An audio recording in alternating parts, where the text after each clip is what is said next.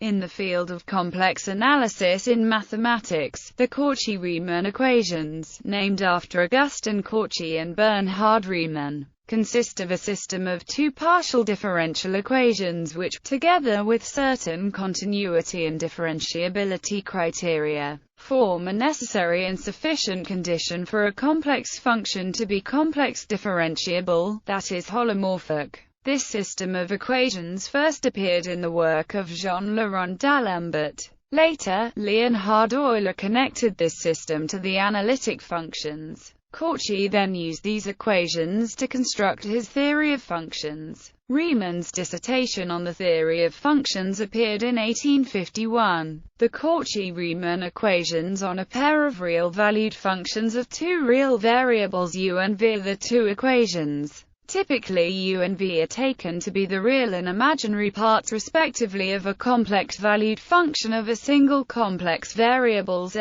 equals x plus iy, f equals u plus iv. Suppose that u and v are real differentiable at a point in an open subset of C, which can be considered as functions from R2 to R. This implies that the partial derivatives of u and v exist and we can approximate small variations of f linearly. Then f equals u plus iv is complex differentiable at that point if and only if the partial derivatives of u and v satisfy the Cauchy-Riemann equations, and, at that point, the sole existence of partial derivatives satisfying the Cauchy-Riemann equations is not enough to ensure complex differentiability at that point. It is necessary that u and v be real differentiable, which is a stronger condition than the existence of the partial derivatives. But it is not necessary that these partial derivatives be continuous. Holomorphy is the property of a complex function of being differentiable at every point of an open and connected subset of C. Consequently, we can assert that a complex function f, whose real and imaginary parts u and v are real differentiable functions, is holomorphic if and only if equations are satisfied throughout the domain we are dealing with.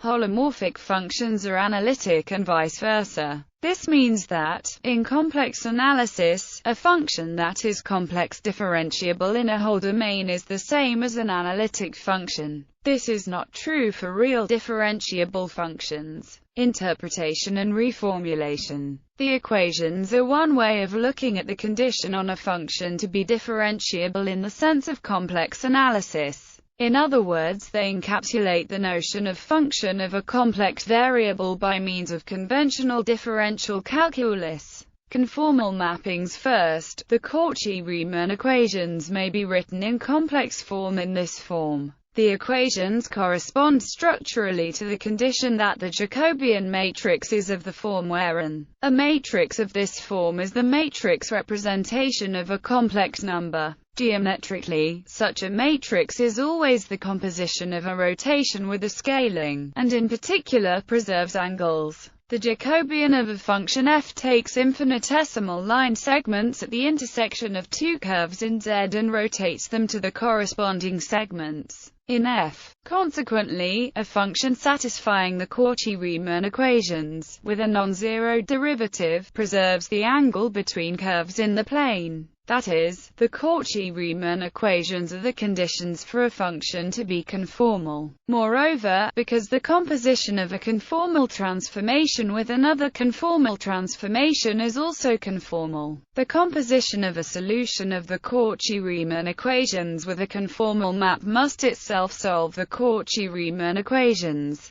Thus the Cauchy-Riemann equations are conformally invariant. Complex differentiability. Suppose that is a function of a complex number z. Then the complex derivative of f at a point z0 is defined by provided this limit exists. If this limit exists, then it may be computed by taking the limit as h0 along the real axis or imaginary axis. In either case it should give the same result. Approaching along the real axis, one finds on the other hand, approaching along the imaginary axis, the equality of the derivative of f taken along the two axes is which are the Cauchy-Riemann equations at the point z0. Conversely, if f, cc is a function which is differentiable when regarded as a function on R2, then f is complex differentiable if and only if the Cauchy-Riemann equations hold. In other words, if u and v are real differentiable functions of two real variables, obviously u plus iv is a real differentiable function. But u plus iv is complex differentiable if and only if the Cauchy-Riemann equations hold. Indeed, following Rudin, suppose f is a complex function defined in an open set omega C. Then, writing z equals x plus iy for every z omega, one can also regard omega as an open subset of R2, and f as a function of two real variables x and y, which maps omega R2 to C. We consider the Cauchy-Riemann equations at z equals z0. So assume f is differentiable at z0, as a function of two real variables from omega to C. This is equivalent to the existence of the following linear approximation where z equals x plus iy and a to 0 as delta z0. Since the above can be rewritten as defining the two Wirtinger derivatives as in the limit, the above equality can be written as for real values of z we have and for purely imaginary z we have. Similarly, when approaching z0 from different directions in the complex plane, the value of is different. But since for complex differentiability the derivative should be the same, approaching from any direction, hence f is complex differentiable at z0 if and only if it. But this is exactly the Cauchy-Riemann equations. Thus f is differentiable at z0 if and only if the Cauchy-Riemann equations hold at z0. Independence of the complex conjugate. The above proof suggests another interpretation of the Cauchy-Riemann equations. The complex conjugate of z, denoted, is defined by for real x and y. The Cauchy-Riemann equations can then be written as a single equation by using the Wirtinger derivative with respect to the conjugate variable. In this form, the Cauchy-Riemann equations can be interpreted as the statement that f is independent of the variable. As such, we can view analytic functions as true functions of one complex variable as opposed to complex functions of two real variables.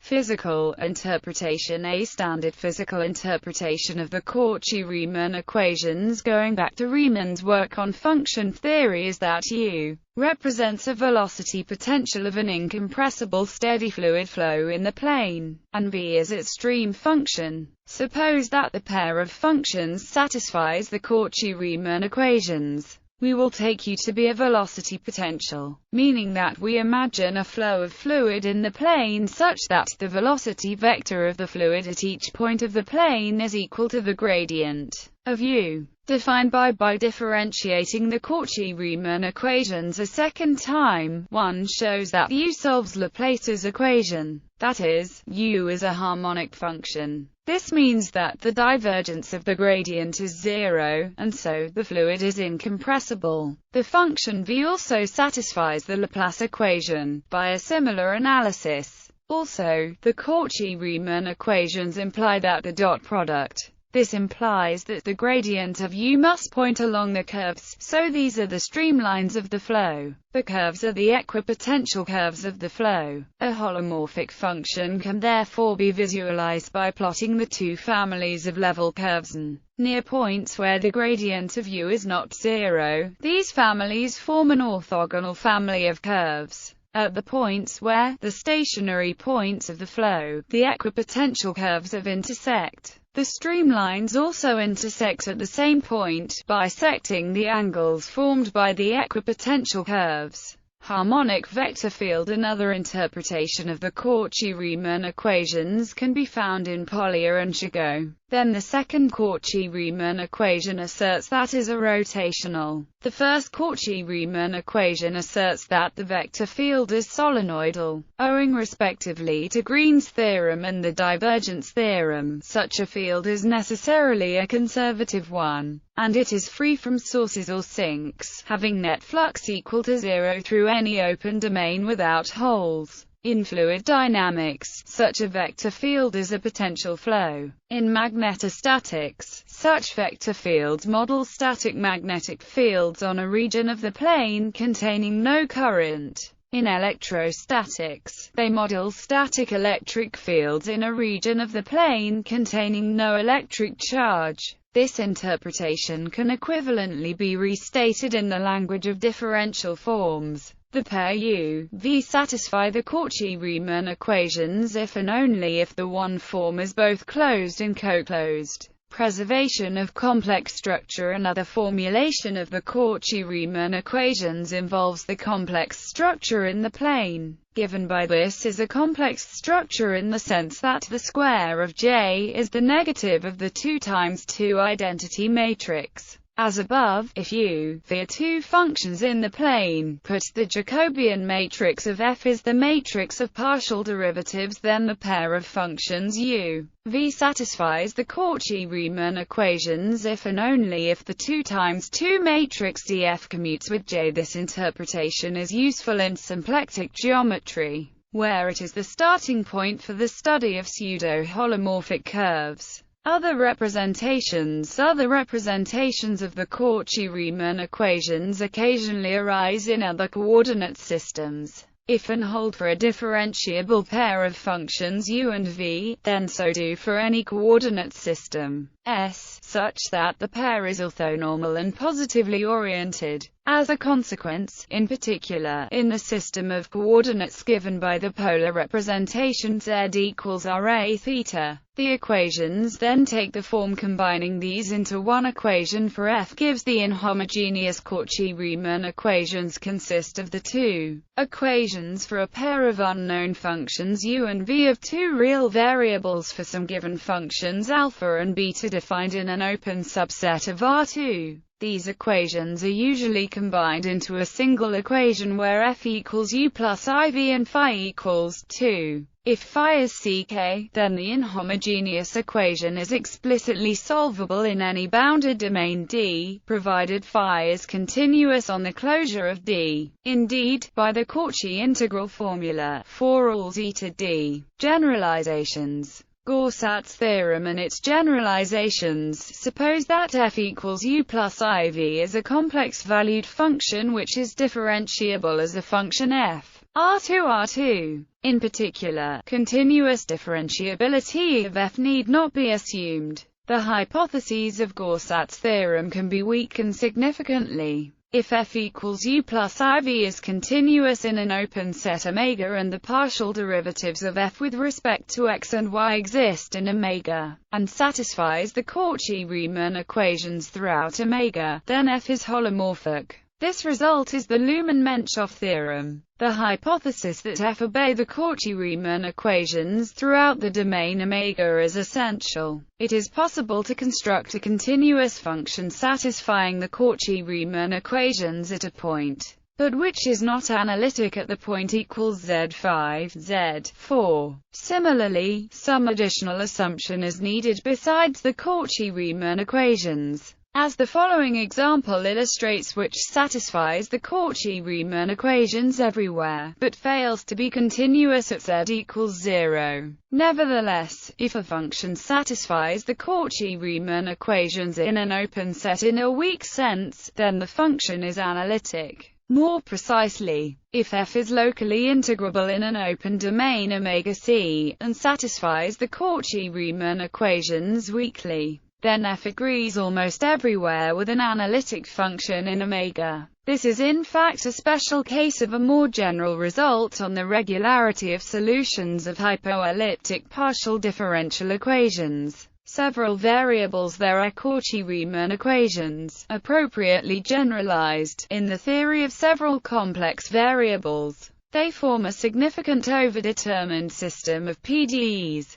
As often formulated, the D-bar operator annihilates holomorphic functions. This generalizes most directly the formulation where Backlund transform viewed as conjugate harmonic functions. The Cauchy-Riemann equations are a simple example of a Backlund transform. More complicated, generally nonlinear Backlund transforms, such as in the sine-Gordon equation, are of great interest in the theory of solitons and integrable systems. Definition in Clifford algebra. In Clifford algebra, the complex number is represented as where the fundamental derivative operator in Clifford algebra of complex numbers is defined as the function is considered analytic, which can be calculated in following way: grouping by n. Henceforth, in traditional notation, conformal mappings in higher dimensions let omega be an open set in the Euclidean space Rn. The equation for an orientation-preserving mapping to be a conformal mapping is that where dF is the Jacobian matrix, with transpose,